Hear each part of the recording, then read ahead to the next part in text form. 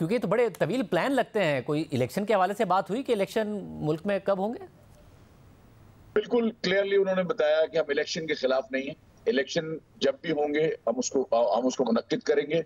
और ये इंप्रेशन भी ठीक नहीं है कि हम अपनी फोर्सेस नहीं दे रहे हैं, ऐसी जो बात है ये प्रोपेगेंडा है। हम कोई ऐसी बात नहीं चाहते, इलेक्शन चाहते हैं।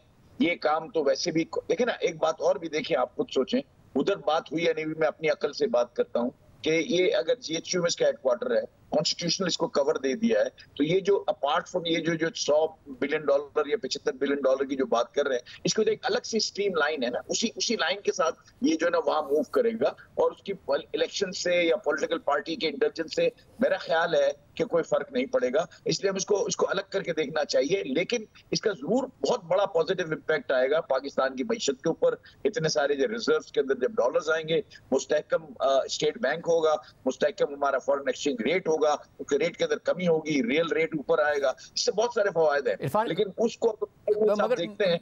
मगर इरफान इकबाल शेख साहब, ये करेंसी के हवाले से, क्योंकि जाहिर है सबसे ज्यादा जो अनसर्टेनिटी है, जिसकी वजह से पूरा हमें एक नजर आ रहा है साइकिल अनसर्टेनिटी का, कि दीगर एरियाज में भी है, दीगर मार्केट्स में भी है, इस हवाले से क्या कहा उन्होंने? क्योंकि जाहिर ऐसा लगता है कि जो बुनियादी वजह इस वक्त निगरान हुकूमत भी बता रही है, वो स्मगलिंग को बहुत ज्यादा इस हवाले से ब्लेम कर रही है।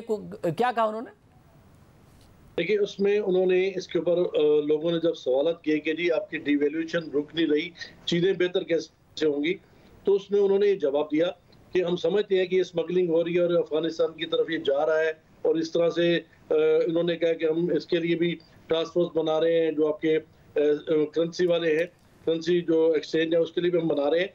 तो उन्होंने कहा कि इसको हम बड़ी सख्ती के साथ आप इसको कंट्रोल करेंगे, क्योंकि जिस तरीके से ये प्राइसेस बढ़ रही हैं, रुपया गिर रहा है, ये किसी सूरत भी कम नहीं। और हम भी समझते हैं, हमने भी उनसे यही बात की थी कि जब तक आप डिवैल्यूएशन को नहीं रोकेंगे, चीजें मुस्तहकम नहीं होंगी, लोग अपने प्रोग्राम नहीं बन सकते। देखिए, आप इंपोर्ट करते हैं आज किस रेट पे, और कल उसका रेट कब पहुंचा होता है। जब आप एडवांस बेचते हैं तो क्या रेट होता है, और जब माल पहुंचता है तो क्या रेट होता है। कोई चीज रुक ही नहीं रही, जिसकी वजह से बहुत ज्यादा लोगों में बेचैनी और परेशानी है। और मैं समझता हूँ कि इन्वेस्टमेंट भी लोगों की बैठे बैठे बढ़ रही है, और आपकी करेंसी गिरने की वजह से आप दुनिया में आप और आपका बिजनेस जो है ना उसके ऊपर मुतासर हो रहा है। एक और बात जो मैं खास तौर पे यहाँ पे कहना चाहता हूँ कि जनरल साहब ने एक चीज ये भी कही है कि हम इस चीज को कंट्रोल भी करेंगे, और हमारे जो यहाँ पे जो इन्वेस्टमेंट आ रही है, और इन्वेस्टमेंट को हम पूरी तरह से इसको चेक भी करेंगे।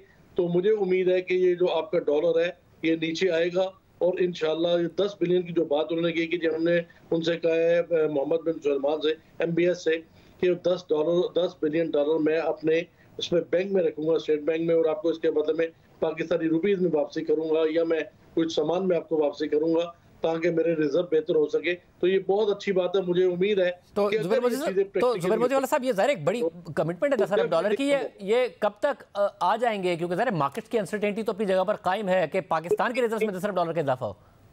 के अलावा एक बहुत इंपॉर्टेंट किसी ने उजागर नहीं किया, जो वहां बात हुई, जिसको मैं समझता हूँ कि बहुत ज्यादा जरूरी है, वो है प्राइवेटाइजेशन।